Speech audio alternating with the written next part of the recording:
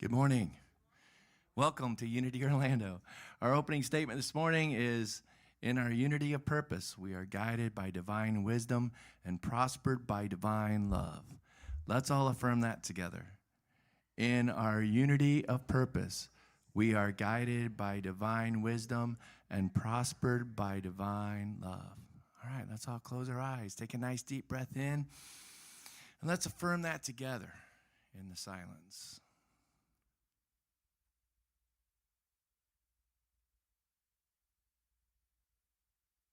And so it is. And now if you'd like to stand and help us sing our joy song this morning, it's called Welcome to My Heaven.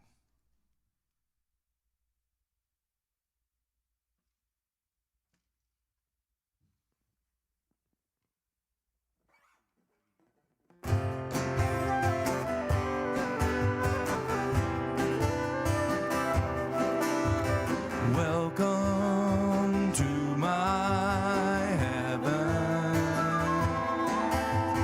Welcome to my home,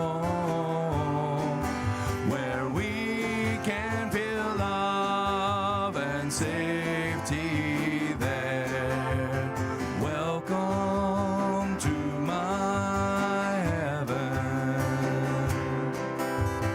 Journey to my spirit. Journey to my soul,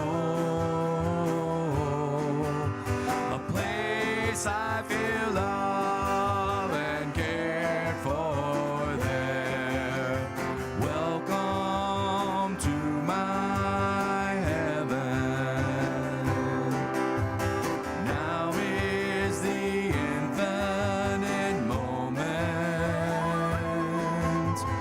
Now is forever in thee.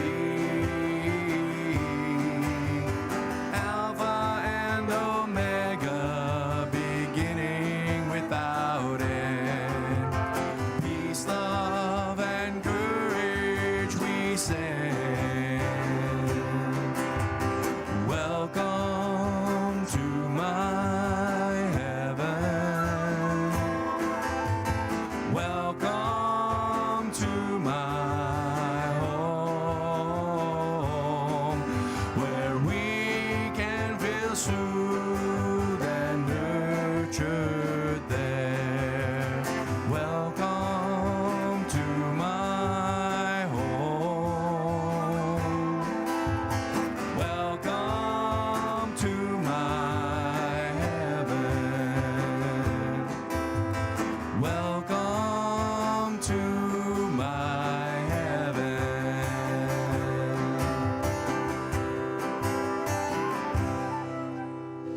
All right, thank you. You may be seated.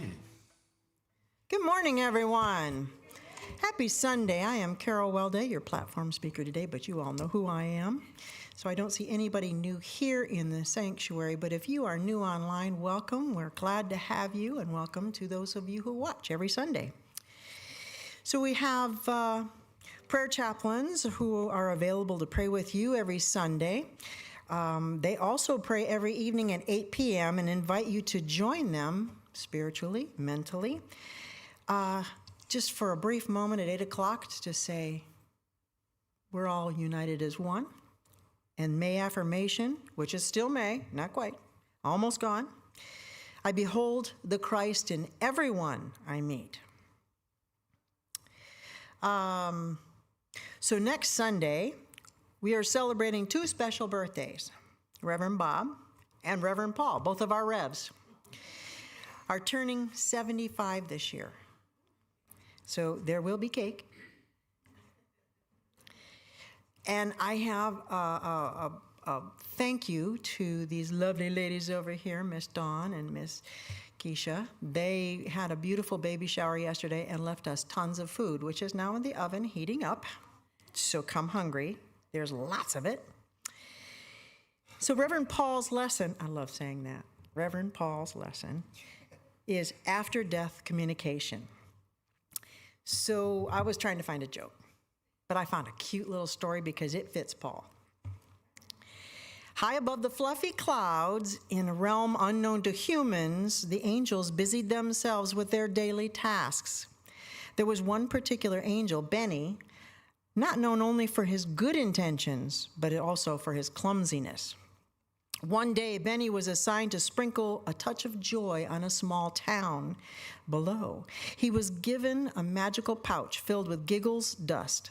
However, in his excitement, Benny accidentally spilled some on himself before he even began the task.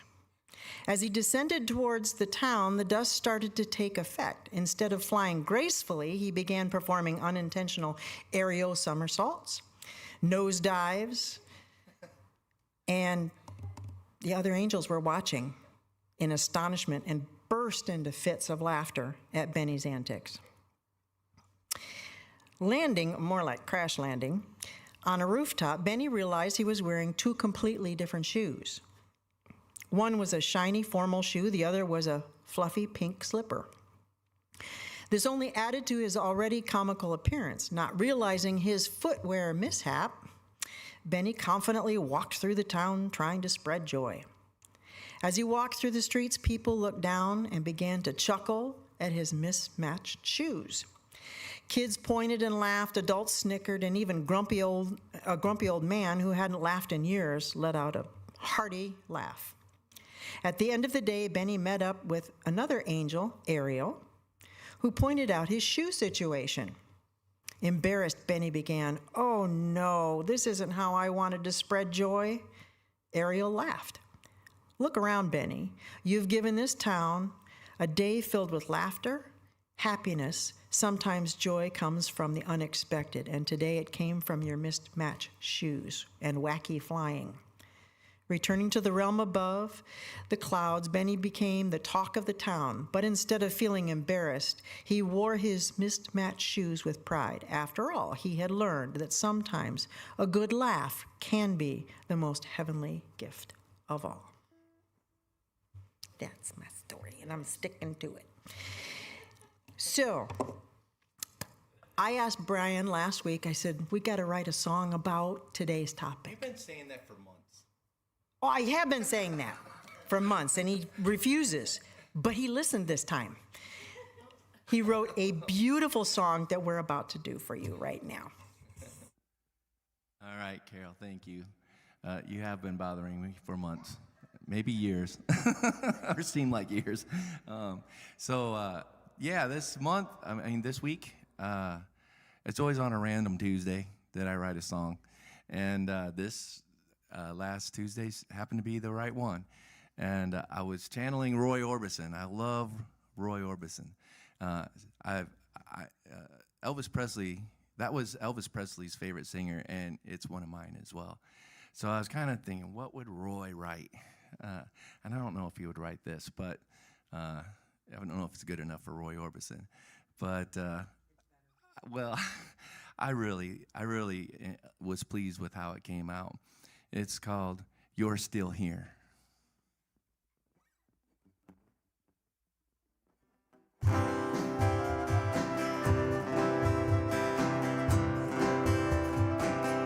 Do you remember when we were still right young?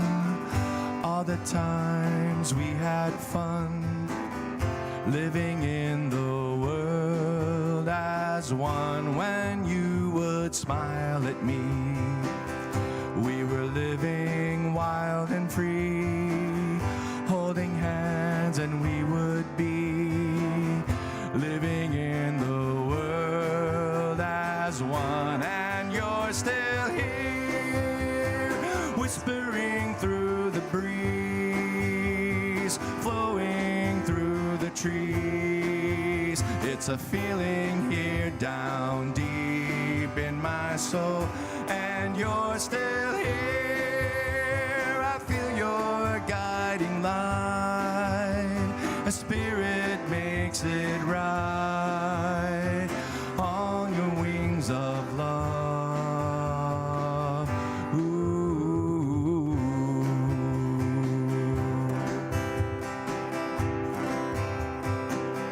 Now more than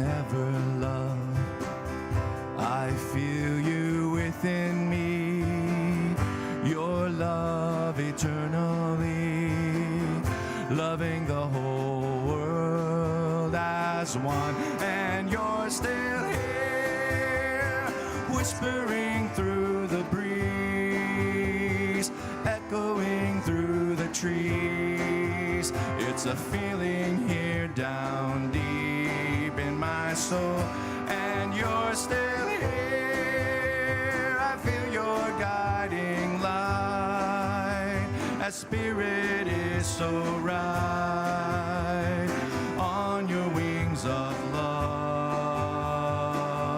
on your wings of love.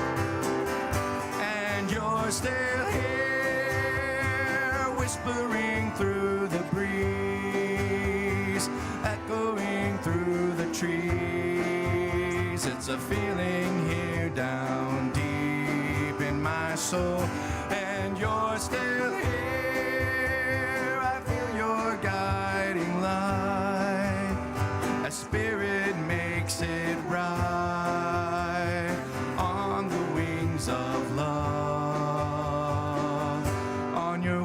Of love, on your wings of love, on your wings of love, on your wings of love. Beautiful. Great song. Thank you, Brian.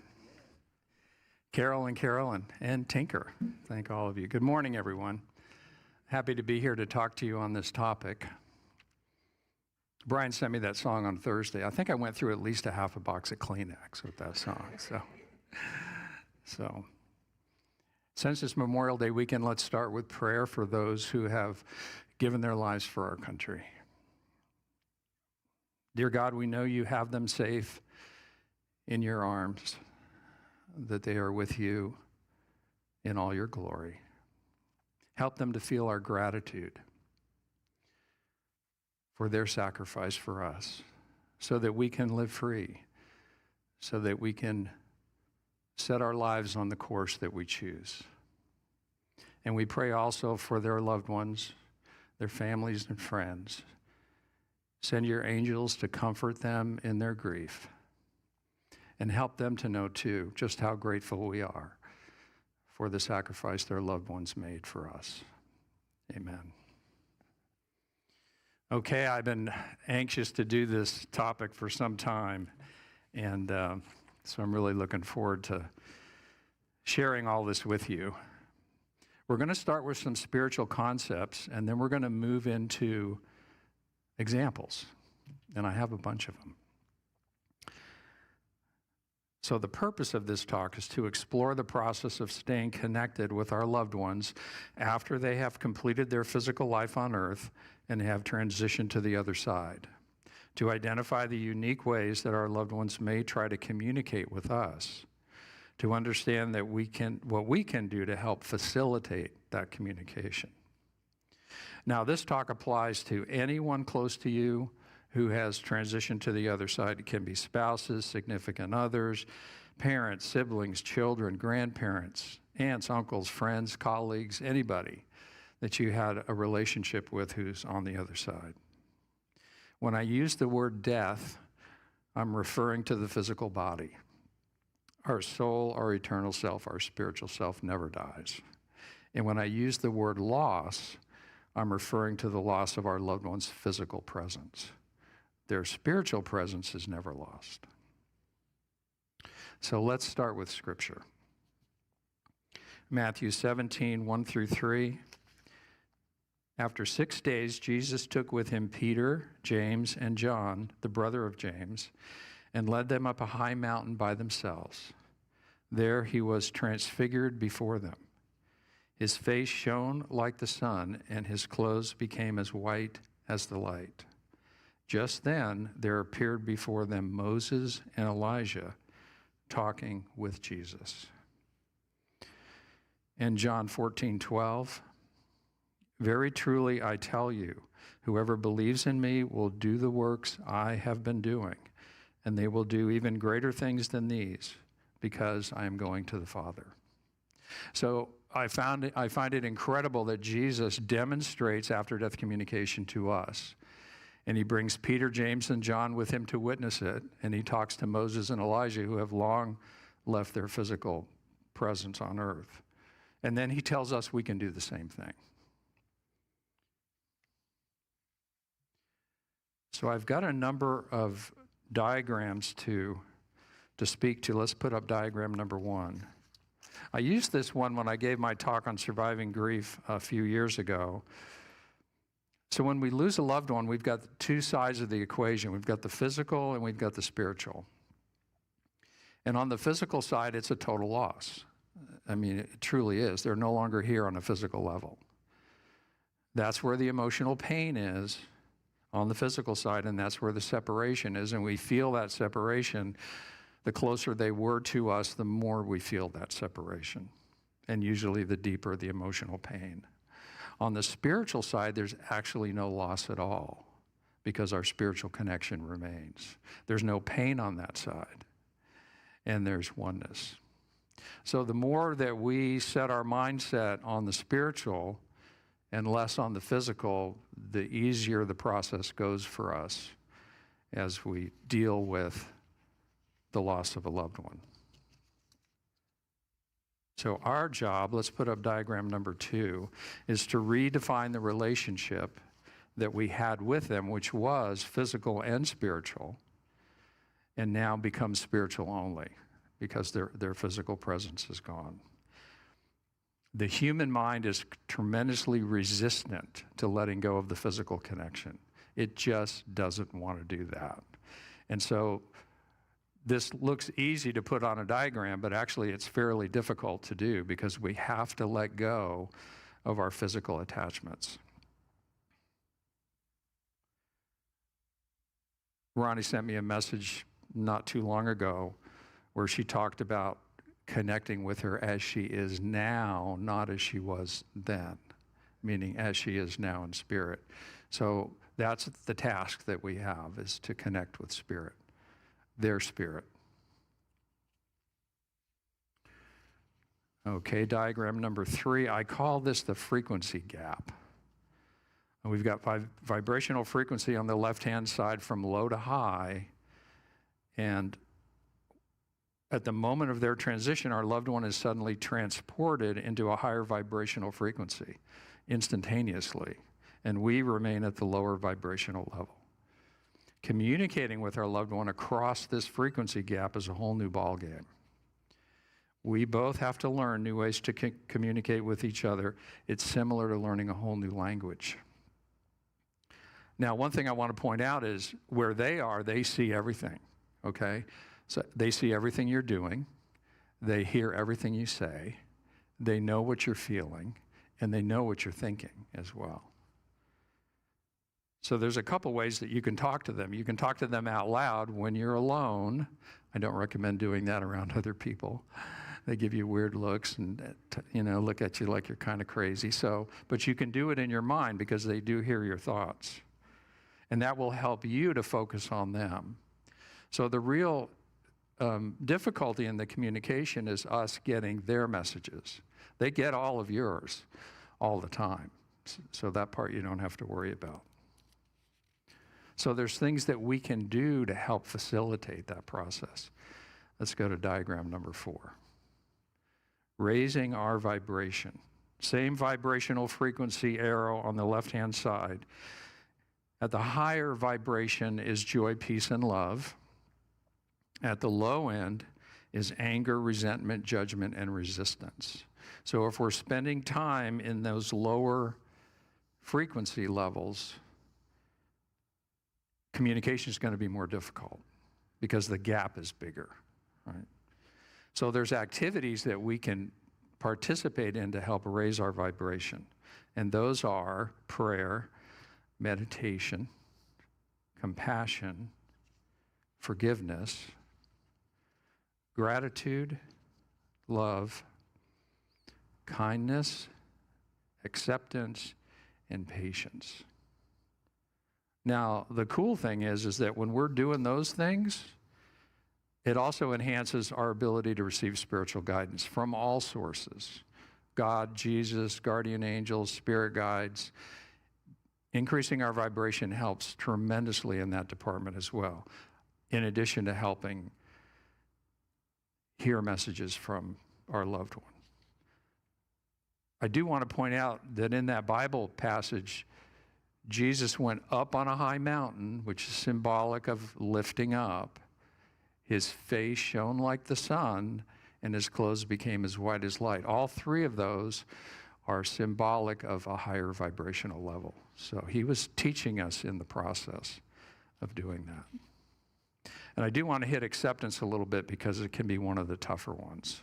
But let's go to diagram number 5. What acceptance looks like. Any challenge in life, not just the loss of a loved one, but any challenge that you're going through. The mindset we want to be in is, I see the situation, there must be a lesson here. I let go of any internal resistance. I ask Spirit to help me deal with this. I am open to guidance. I am ready to learn.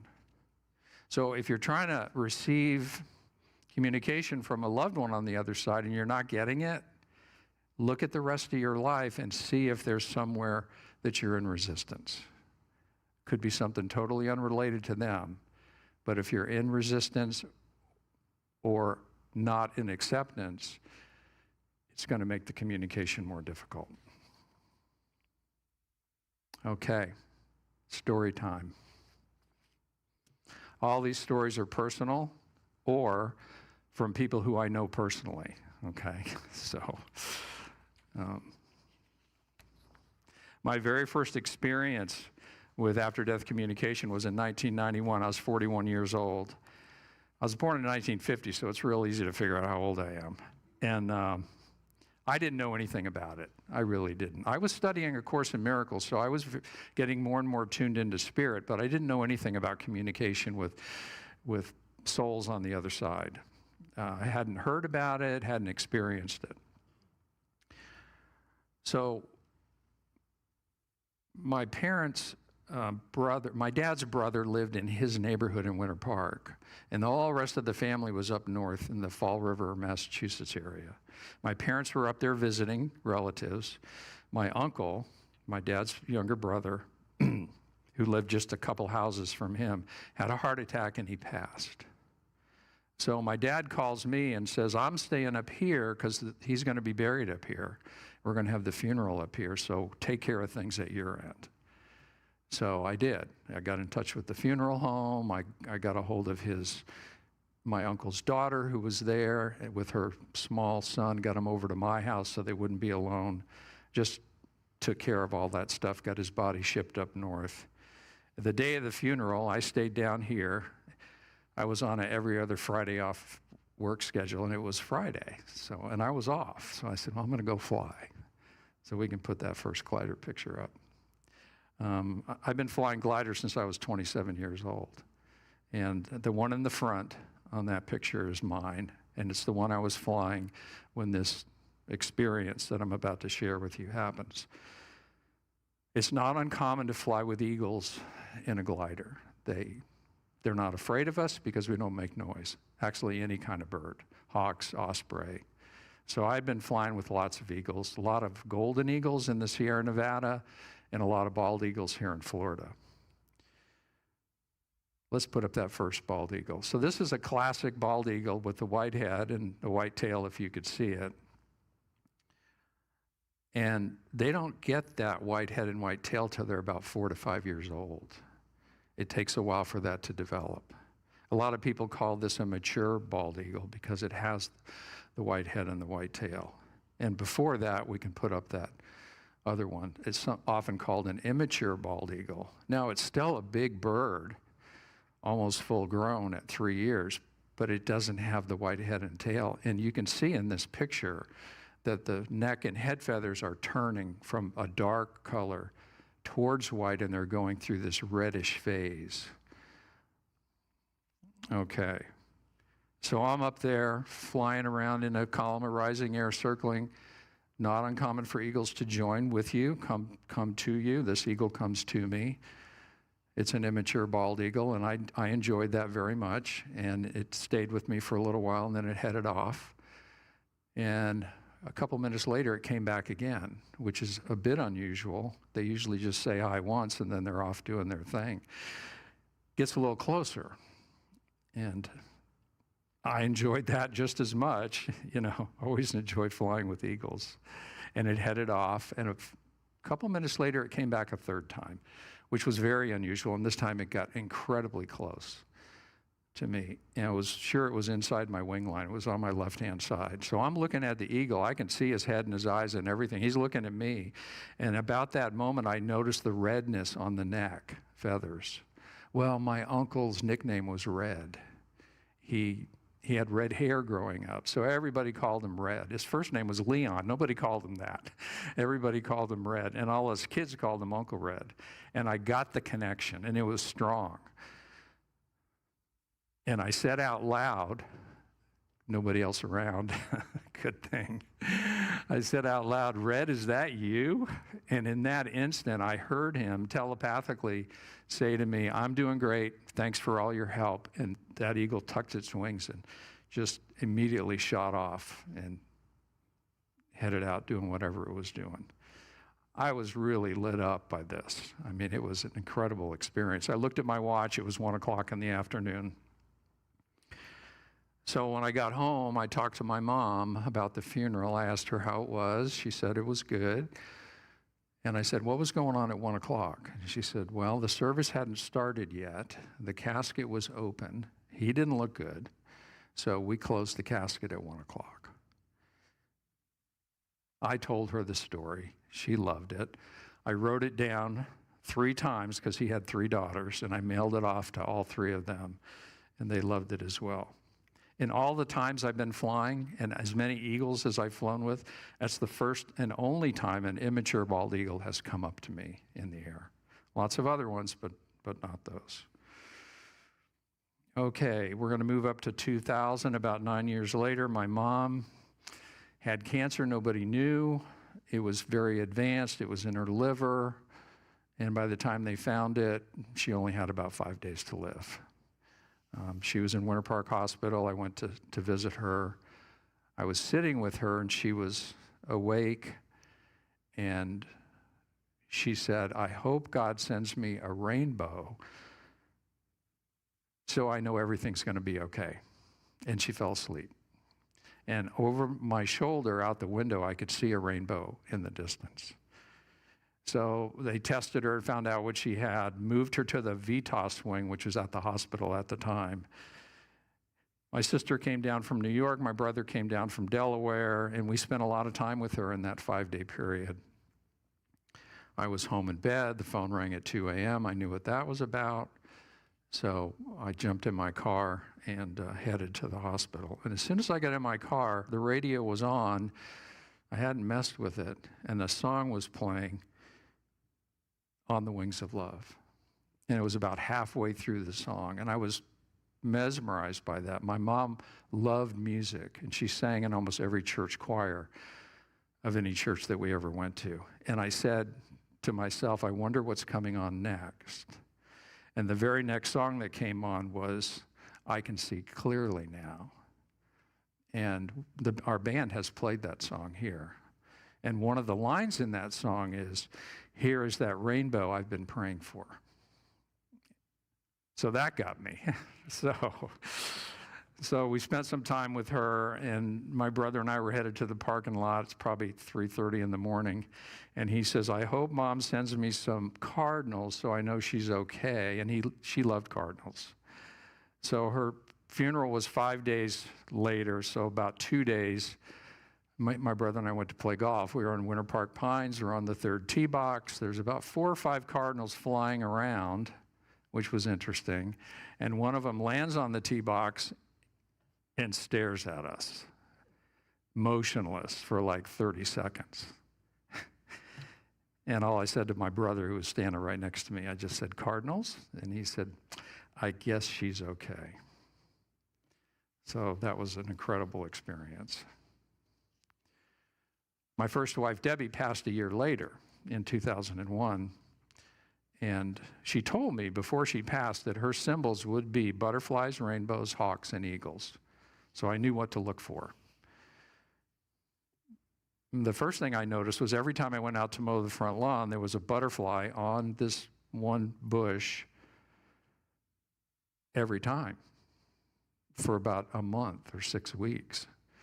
And I got used to looking for it because I just expected it to be there. And if I would go stand next to it, it would take off from the bush. It'd fly around me a few times and then land back on the bush. So I knew that was Debbie communicating with me. I'm standing at the kitchen sink, doing dishes, not in a very good mood. There's a light rain outside. The sun is filtering through. I hear her say, "Go outside." I immediately know it's to see a rainbow. And I said, "No, I'm not going out in the rain." So I was being stubborn.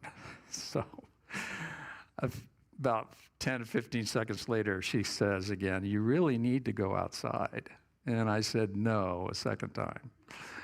And then a little bit later, not much later, she said, "If you don't go out now, you're going to miss it." So I did. I went out the front door, worked my way around the garage, and there was a magnificent rainbow at the end of the street. It felt like it was incredibly close to me, and the colors were super vibrant. So I got the rainbow. Now, my youngest daughter got in trouble at school, did something we talked about her not doing, you know, how teenagers can be. And Ronnie and I were dating at the time, and she needed to be picked up. So she wasn't going to call me. So she called Ronnie. So Ronnie went and got her, and she's driving her home. And Ronnie says to my daughter, "You know, your mom is not going to let you get away with this kind of stuff." And she says, "Are you trying to tell me that my mother had something to do with me getting caught?" And in that very instant, a hawk swooped right across the hood, right across the hood of the car, and it was silence in the car. And my daughter's jaw was on the floor. So that was pretty interesting. And about 3 months ago, I was going to lunch with friends, really good friends. He and I were in the Navy together. His wife and Debbie were good friends. And I'm following them. They're in their car. I'm in my car. A hawk flies right between our cars. And they couldn't see it, but I could. And Debbie says to me, "Tell them I said hi." I said, "Okay." Well, they tolerate my spirituality. So we got to the restaurant, and I said, "Oh, by the way, a hawk flew between our cars. I know you couldn't see it because it was behind you, but it was Debbie," and Debbie said hi, and they went, "Okay. Yeah, all right. Okay, Paul. Yeah, thanks for letting us know." Well, the very next day, the two of them are at Epcot eating lunch out by the lake, you know, that big lake they have, and they're outside. And a hawk grabs a fish out of the lake and lands 15 feet from their table and eats the fish right in front of them. And I'm at home, and I get 2 text messages, one from him, one from her, almost simultaneously, with a picture of this hawk, and all it says is, "Debbie is here." So they got the message. So Ronnie passed in 2023, a little over 18 months ago. Same lady that I just told the story about is sitting at a red light. Ronnie loved dragonflies. She had dragonfly symbols all over the house. Dragonfly comes down, hovers right in front of her windshield, looking straight at her. Big one. She said it was the biggest dragonfly she's ever seen. And it just stayed right there until the light turned green. And when the light turned green, the dragonfly moved over to the driver's side window and went with her for a ways, and then it headed off. And she called me and told me about that. She was amazed. Now, Ronnie often communicates with me through songs because she used to sing up here. You know, she loves music. I have my probably 200 songs on my phone. I hook it up when I'm in my car. I put it on shuffle, so I never know what's coming up next. And a lot of times if something catches my eye on YouTube, I'll play it. So that happened one day, and I don't know if you've ever listened to Lucy Thomas. She's an incredible singer, and she usually sings covers. She sings other people's songs. And this particular one, she was singing a song by Barbra Streisand called A Woman in Love. And the second verse really caught me. And I really listened to the words. And these are the lyrics of that song, the second verse. With you eternally mine, in love there is no measure of time. We planned it all at the start, that you and I live in each other's heart. We may be oceans away. You feel my love. I hear what you say. So it's the lyrics for me in the song. And I've had a number of songs, even ones that I've heard before and know, but now the lyrics have a special meaning for me. Ronnie's incredibly good with lights. She's done things with the lights in here during service. She's blown out more light bulbs at home than I care to talk about that I've replaced, and she'll flash lights frequently. I don't know where she got this capability from.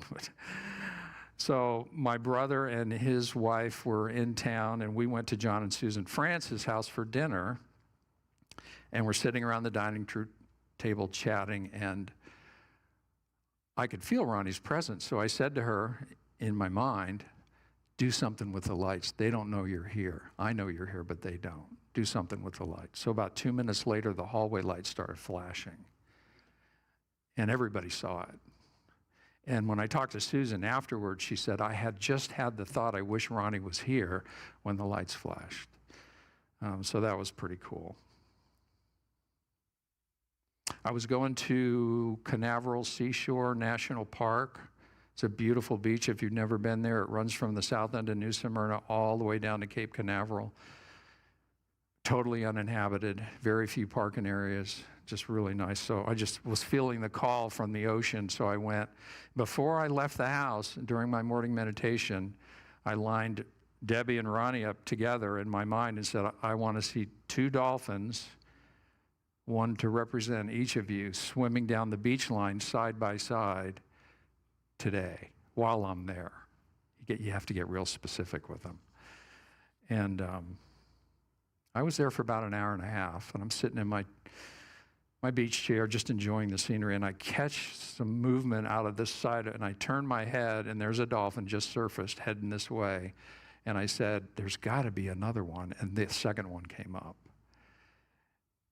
And those 2 dolphins went down the beach line, swimming side by side, as far as I could see, just the way I had asked. And it was really, really incredible to see that. Okay, some other people's stories. I facilitate a Monday night Zoom group every week for widows and widowers, and we talk a lot about after-death communication. We set that up in cooperation with the Modern Widows Club because they were looking for spiritual support. And so one of them, husband had passed 4 years ago. It's close to Mother's Day. It might have been on Mother's Day or, within a day or two of it. And she's cleaning out an old box, and she notices there's a sealed card in there. Kind of looks, like it might be a birthday card or something. She opens it. It's a Mother's Day card from her husband. And it was magnificent. And of course, how did it get there? When was it written? Who knows? But she took that as a communication from him. Another lady noticed that after her husband passed that there were a lot of crows flying around her more than usual because she lives in Oregon. And so she decided that he was using crows to communicate. So she was looking for a new house. She wanted to move. She said to him, if you see a house you think really works for me, send me a crow. So she looked at a couple. She's going up to this house, I think with her real estate agent, and as they're walking up the walkway, she notices a crow on the fence, sitting there. Goes in, loves the house. Comes out, as soon as they step outside the front door, a bunch of crows take off from a tree. And it's the only house she looked at that day that had crows, and it was the house she liked the best on that day. Now, one of our widowers decided that his wife was communicating to him through their dog, their pet, because of the way the dog would act sometimes. And so he would sit at his computer at his desk, and the dog, if it came to him, would always come to his left side. And he would buy and sell stocks online, and he was going to do that. Dog's on the left side. He's picking up doing whatever he has to do to make a purchase. And he's about to click it. The dog comes behind him, goes to the right side where there's very little room, and bumps his elbow. He can't get the thing to click, and it didn't stop. It just kept hitting his elbow until he finally gave up. And he checked that stock later that day. It would have been a bad buy. So he's pretty sure his wife had something to do with that. Now, a very dear friend of mine who lives up north, she, her husband, and her adult children put a puzzle together, one of those kind of complicated ones with all those little pieces, and a piece was missing. They looked for it. Nobody could find it. They finally gave up. 6 months later, the husband passes from an unexpected heart attack. It was one of those ones where he's here 1 second, he's gone the next. And very tragic for the family. She's getting messages from him in the 6-month period after he had passed, but she's not sure if they're real or not. It's the intellectual mind likes to try to dismiss things that come in that way. And so she asked him for a sign. She said, I need a sign from you if this is real. So shortly after that, she gets a call from a friend and says, I got a message from your husband. And he says, I can help. And she's not sure exactly what that means, that he can help. But, okay. The next day, after that conversation, her mother comes to her, and you can put up that last photograph, with this in her hand. Now, it's been a year since they put this puzzle together. That's the missing piece. And so that was the sign that she needed. And when you talk about missing pieces, you can extrapolate that into so much meaning. So I thought that was just incredible. Okay, that's the end of story time. I could go on and on. So let's take a look at the benefits of after-death communication. The close relationship you had with your loved one continues in a new way. You have an additional spiritual being to help with guidance. The emotional pain associated with grief is reduced, both in severity and duration. Most people find it comforting to know that their loved one is not lost to them and is still an active participant in their lives. Raising your vibration to enhance communication with your loved one will accelerate your own spiritual development. You will experience a higher level of joy, love, and peace in your life. We have experienced that. My Monday night group's been going now for 1.5 years. And I have watched people experience a higher level of love and joy as they communicate with their loved one on the other side. So I have some recommendations. Ask for signs and symbols from your loved one. You can ask for general signs or specific signs. Pay close attention to your environment and what is going on around you. It really takes some awareness and some alertness. If you have the thought, I wonder if that was my loved one communicating with me, the answer is almost always yes, or you would not have had the thought in the first place. Pay close attention to things that happen that seem unusual or very coincidental, especially those that seem to be out of sequence with linear time. Dreams of your loved one are often visitations. They are the kind of dreams that you remember when you wake up. They tend to be very vivid dreams, and that applies to pets as well. I've had numerous visitations from my 13-year-old golden retriever that, passed some time ago. Comments from another person may be your loved one speaking to you through them. If their words are incredibly meaningful to you, it probably is. The person speaking to you is usually unaware of what is going on. To them, it's just normal conversation. Now, an example of that is after Debbie had passed, Ronnie and I had known each other for 10 years. I never thought about us ever being a couple or dating. It just never crossed my mind. My oldest daughter's over at my house, and she's working for Ronnie in her medical office, and she says to me, "Dad, have you ever thought about dating Ronnie?" And I said, "No." And she said, "Well, you really ought to think about that." And I took that as spiritual guidance. I said, something's going on here, more than just my daughter making a comment.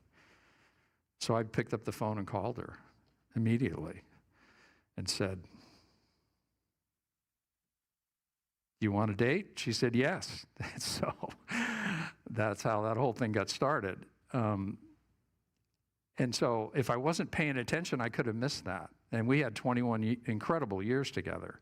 And I wouldn't trade that for anything.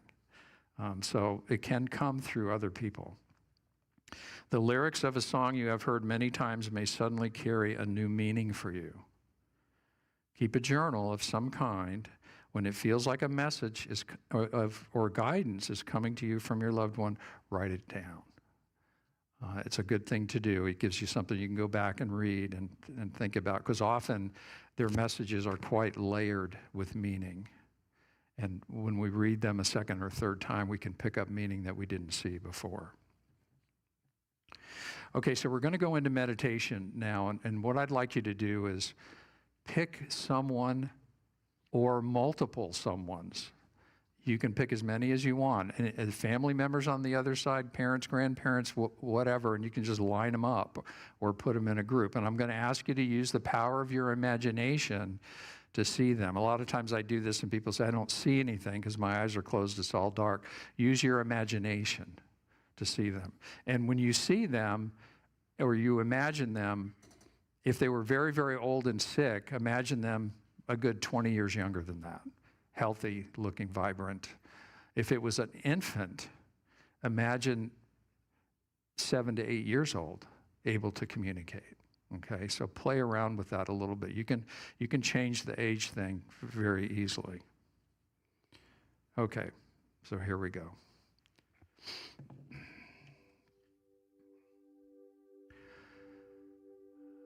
First of all, we thank you, dear God, for our loved ones' spiritual presence with us. We know they're watching over us. We know that we are still one with them on a spiritual level. And even though they're no longer here physically, we treasure the spiritual relationship that we have with them. It's as strong as it ever was and even stronger, because their capacity for love has expanded tremendously.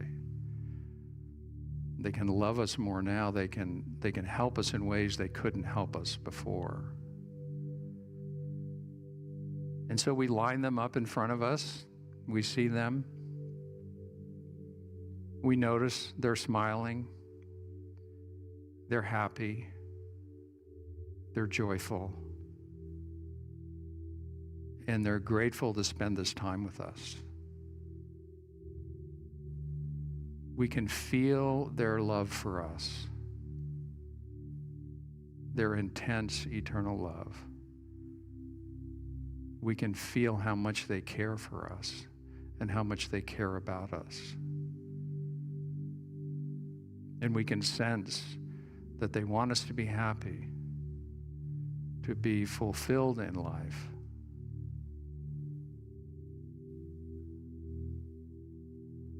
And they say to us, "You're still here for a reason. My time in the physical realm was over. Yours is not. And so there are still things for you to learn, and I am here to help you. Even though I'm no longer physical, my spiritual essence is stronger than ever.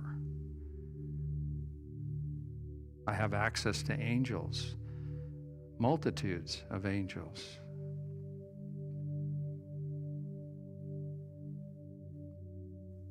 So when you need anything, call to me. Ask me to help you.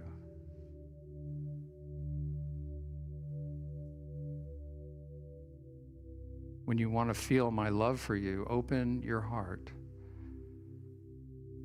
for I'm streaming that love to you all the time.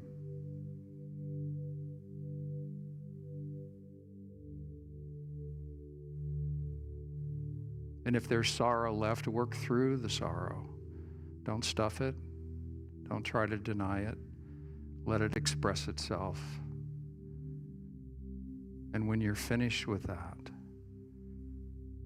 come to me with your mind and heart. And I will assist you in every way that I can.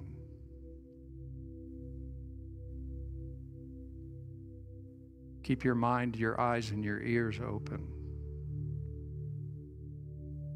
For I will communicate with you in multitudinous of ways.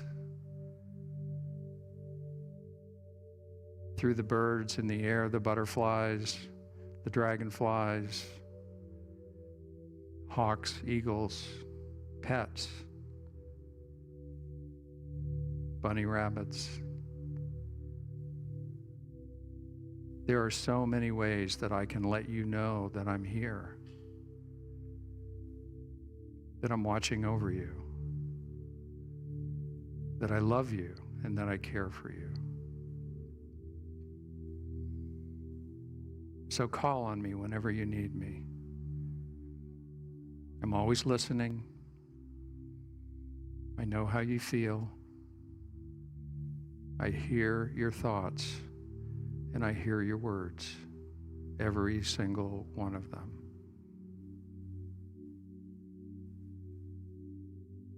And as much as you can, feel the union of our spirits, the oneness of our spirit.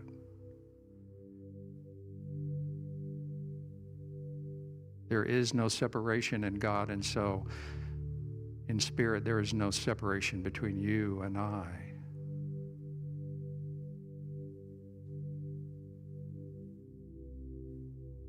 The love that we shared while I was with you on a physical level is stronger now, because I am able to love you even more than I did before.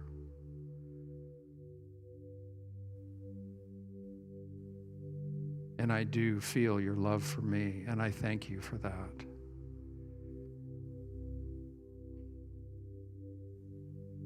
So remember that I'm still here, and I always will be, to watch over you, to guide you, to care for you, to love you, to be present with you even though you can't see me with your physical eyes. The key to my presence is to notice how you feel. And when you feel that soft, warm glow in your heart, know that is me loving you on a very deep level.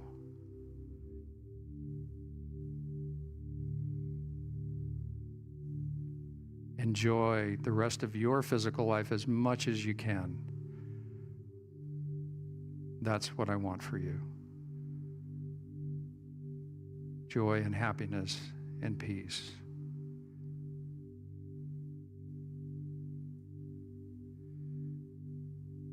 And so I'm not going to say goodbye. I'm just going to say, we'll talk again later. Because I'm always by your side. Your guardian angel and me are a team now.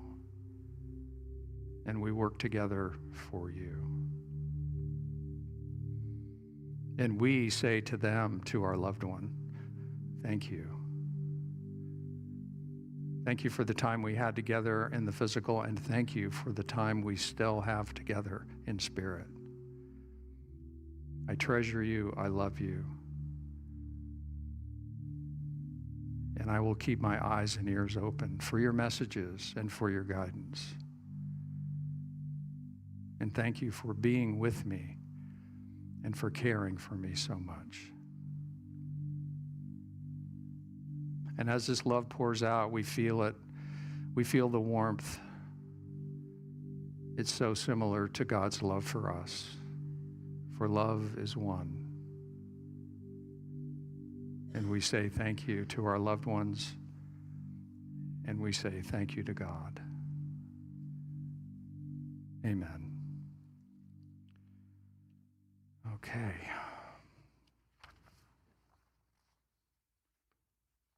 Time for our offering. Alan, you want to come forward? Thank you. So if you're online and you'd like to make a donation at the end of service, you can go to our homepage, click on Donate Now. You can use PayPal, a credit card. You can mail us a check, and you can use Zelle if you use our Gmail account, which is unityorlando@gmail.com. And if none of that works, you can always call the office for assistance. So please say with me the offering statement.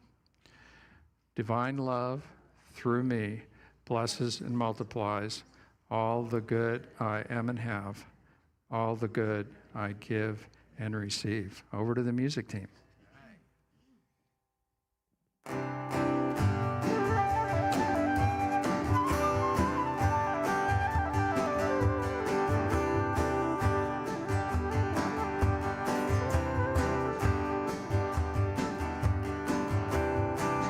You're just like me sometimes, acting on the dream inside, stirring up the thoughts that hide my shiny soul. When good thoughts cross my mind, my heart gets warm inside. And when our dreams collide, making us whole, sweet spirit, we are one.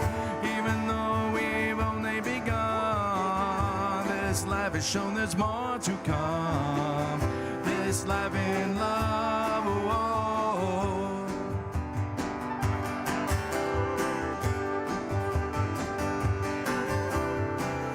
From since the beginning of time, I felt you on my mind, never minding trying to hide my shiny soul.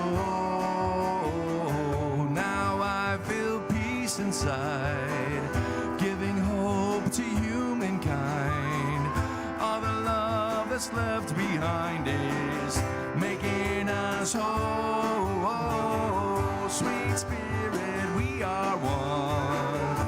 Even though we've only begun, this life has shown there's more to come. This life in love, this life in love.